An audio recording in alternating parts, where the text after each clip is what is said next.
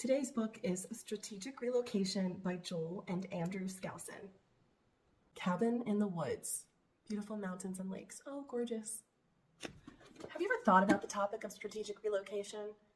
Over the past few years, we've dealt with some pretty volatile conditions in our world, right?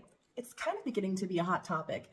Even if you're not one of those people who are thinking about strategically relocating, this book is also great coffee table material. It's just so darn interesting. If you're a nonfiction lover like I am, it's fun just to kind of read about this stuff sometimes. So let's go through it.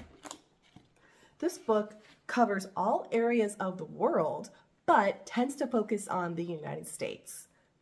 17 chapters and 4 sections. Chapter 1, essential criteria, and that wants you to consider things like what threats do you see, customizing your strategy. Chapter 2 is geography and climate. Chapter 3, freedoms and politics. Chapter 4, crime and standard of living. Chapter 5, prospects for war, invasion, and terrorism. Chapter 6, regional scorecard.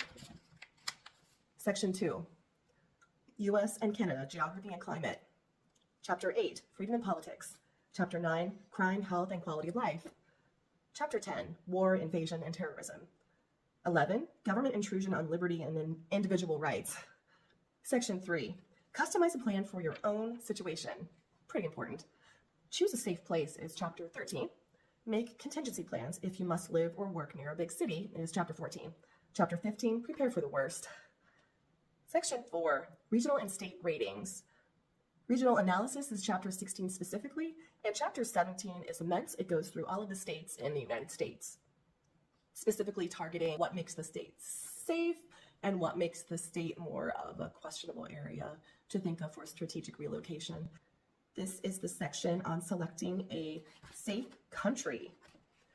Page 33, I'm just going to jump around a little bit because this book is huge. I can't show you the whole darn thing. It talks about biological and chemical war and nuclear war. Very, very sad and upsetting topics, but they are real in our world. Regional scorecard, Chapter 6, goes through Europe here. Let me show you the map. Can you see that without a glare? I hope so. Middle East, Southeast Asia, East Asia, Australia and New Zealand, South Pacific Islands, everything is covered. South America, Argentina, geography and weather.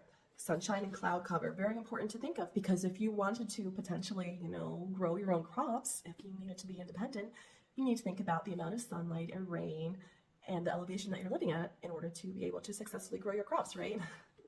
He does go into the natural disasters in certain areas like earthquakes, tornadoes, hurricanes. Important to consider also. Water pollution. Oh yeah, that's important too. Everyone needs water. Section 3, strategies. Assess the threats. Threats to avoid. Threats to mitigate. You need to mitigate moderate natural disasters, plagues and health threats, widespread social unrest, economic problems, effects of war, government persecution. Oh, deep topics, right?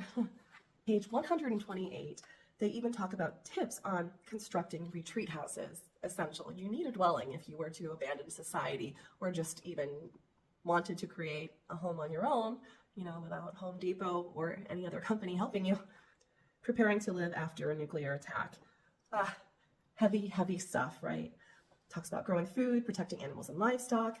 Section 4, regional and state ratings. Here is the map, and every state in the United States has a star rating out of 5, telling you how potentially safe it might be, considering the criteria that are observed by Joel and Andrew, their opinions on that. Here's the map. Yeah, even if you don't live in the United States, it's just fascinating, just data analysis on this sort of level. Interesting stuff. Population distribution in the United States. Again, just fun data analysis information. As we all know, in the U.S., the East Coast is much more densely populated than the Western area, not including really California, of course. Here is a colored map. U.S. primary threats. Oh, and he gets into bigger maps.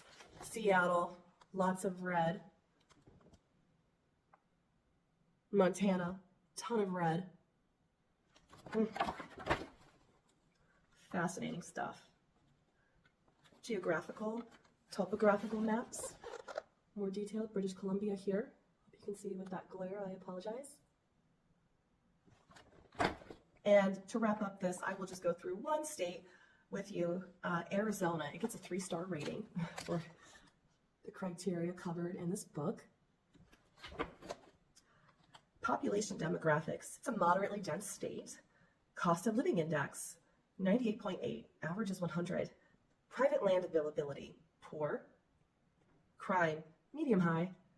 Alternative medicine, very good for full range of natural health practitioners. And it talks about military targets. Yes, Arizona has several of those. Retreat areas. If you live in Arizona and the stuff should hit the fan, these are areas that you might like to go for a bit more theoretical safety. Payson, Star Valley, and the small town of Young are up there. Right, so then this book just continues on through the rest of the states in the United States. So thank you for joining me today, and I hope you're having a great start to the new year. Bye, see you soon.